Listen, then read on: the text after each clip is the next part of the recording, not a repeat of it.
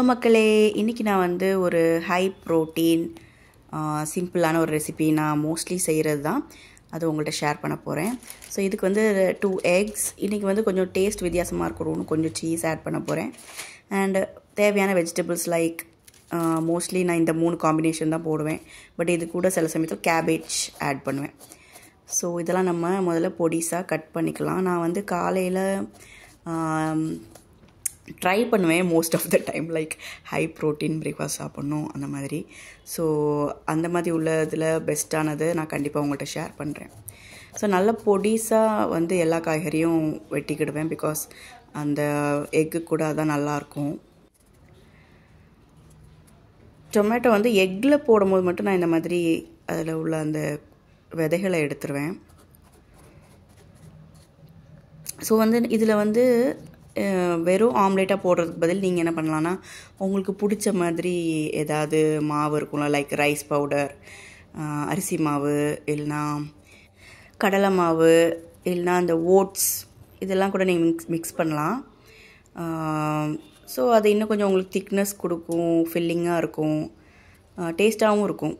So ஒவ்வொரு மாதிரி வரும். இன்றைக்கி நான் வந்து onion, tomato, capsicum, diced cheese add பண்ணும்போது கூட கொஞ்சம் நமக்கு அதில் டெக்ஸ்சர் நல்லா வரும். இப்போ நான் செய்ய போகிறது என்னென்னா, ஆம்லேட் மாதிரி இருக்கும். பட் இதை நீங்கள் வந்து பர்கர் கூட வச்சு சாப்பிட்லாம். நீங்கள் பன் மாதிரி வச்சு அதுக்கு நடுவில் பர்கர் மாதிரி ஃபில்லிங் பண்ணி கூட சாப்பிட்லாம். இது ரொம்ப நல்லாயிருக்கும். இல்லைனா ப்ரெட்டு கூட டோஸ்ட் பண்ணிவிட்டு அதில் நடுவில் வச்சு கூட சாப்பிட்லாம். ரொம்ப சூப்பராக இருக்கும்.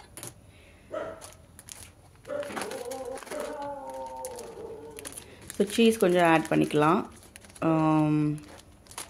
சீஸும் உங்களுக்கு பார்த்திங்கன்னா ஃபுல்லாக ப்ரோட்டீன் தான்.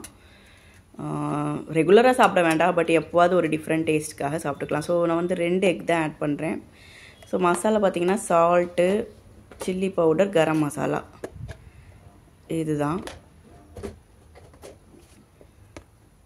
எல்லாம் மீடியமாக ஆட் பண்ணிக்கோங்க. கரம் மசாலாவும் மீடியமாக ஆட் பண்ணுங்கள், நல்லாயிருக்கும் டேஸ்ட்டு. கொஞ்சம் ஃப்ளாக்ஸ் சீடு, இதெல்லாம் கொஞ்சம் ஃபைபர் ரிச் ஆக்கிரும் சாப்பாடு. கொஞ்சம் என்ன எப்படி இருக்குன்னா, நம்ம பிரேக்ஃபாஸ்ட் சாப்பிட்டாலுமே நமக்கு கொஞ்சம் லைட்டாக ஃபீல் ஆகும் இந்த மாதிரி சாப்பிட்டா. ஆனால் ஃபேவரெட்டுன்னு சொன்னால் நமக்கு முட்டை தோசைலாம் சாப்பிட்டா தான் ஜாலியாக இருக்கும். முட்டை தோசை, சாம்பார், சட்னிலாம் வச்சு. அப்புறம் நான் வந்து இன்றைக்கி ப்ரோட்டீன் பவுடர் ஆட் பண்ணுறேன். என்கிட்ட ஒரு பிளான்ட் பேஸ்ட் ப்ரோட்டீன் பவுடர் இருக்குது. அது 1 ஸ்கூப் 30 கிராம் ப்ரோட்டீன் கொடுக்கும். அதில் 1/2 ஸ்கூப் மட்டும் ஆட் பண்ணுறேன், பிகாஸ் ஆல்ரெடி நம்ம எக் அண்ட் சீஸ் ஆட் பண்ணியிருக்கோம். அப்புறம் ஓவராக ப்ரோட்டீன் ஆயிரும். ஸோ 30 கிராம் ஒரு நேரத்துக்கு ப்ரோட்டீன் ஒரு நல்ல கண்டென்ட் தான். ஸோ இது மிக்ஸ் பண்ணிவிட்டு, இப்போ பார்த்தீங்கன்னா இது லிக்விடாக பேட்டர் மாதிரிலாம் வராது, இந்த மாதிரி தான் இருக்கும். ஸோ இந்த மாதிரி ஒரு கரண்டி எடுத்துக்கோங்க. கொஞ்சம் ஆயில் விட்டுட்டு தவா சூடானதுக்கப்புறம் கொஞ்சம் ஆயில் விட்டுட்டு, இது ஆம்லேட் மாதிரி போட முடியாது, பட் பேட்டிஸ் மாதிரி போட முடியும். இந்த இருக்குல்ல, ஸோ இது வந்து அழகாக வரும். அந்த சீஸ் அண்ட் எக் ப்ரோட்டீன் பவுடர்லாம் இருக்கனால அந்த கன்சிஸ்டன்சி ரொம்ப சூப்பராக இருக்கும். பைட் பண்ணி சாப்பிட்றதுக்கு ரொம்ப சூப்பராக இருக்கும். அதுவும் ப்ரெட்டுக்கு நடுவில் பர்கர், நீங்கள் கார்போஹைட்ரேட் ஆட் பண்ணுவீங்கன்னா ப்ரெட்டுக்கு நடுவில், பர்கருக்கு நடுவில்லாம் வச்சு சாப்பிட்டிங்கன்னா சூப்பராக இருக்கும். நான் வந்து இது மட்டும் தான் சாப்பிட போகிறேன். கார்போஹைட்ரேட் கொஞ்சம் தவிர்க்கலாம், அட்லீஸ்ட் மார்னிங்கில். இது ரொம்ப டெலிஷியஸாக இருக்கும்.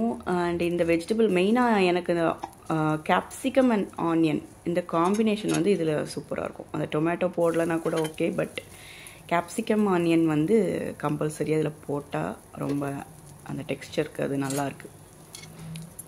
ஸோ இந்த மாதிரி நல்லா இது பண்ணிவிட்டு பாருங்களேன், அழகாக வந்திருக்கு பாருங்கள். அதை சீஸ் அதெல்லாம் ரொம்ப இதாக வந்திருக்குது. டேஸ்ட்டும் ரொம்ப சூப்பராக இருந்துச்சு. உண்மையிலே I enjoyed it a lot. So mostly இந்த மாதிரி நான் பண்ணுவேன்.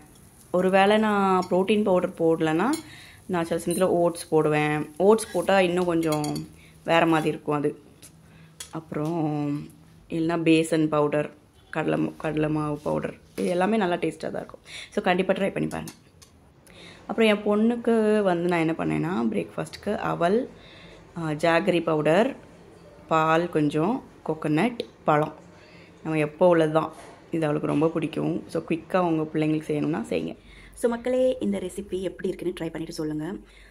நான் வந்து மோஸ்ட்லி பிரேக்ஃபாஸ்ட் வந்து எனக்கு வந்து தனியாக சமைப்பேன்.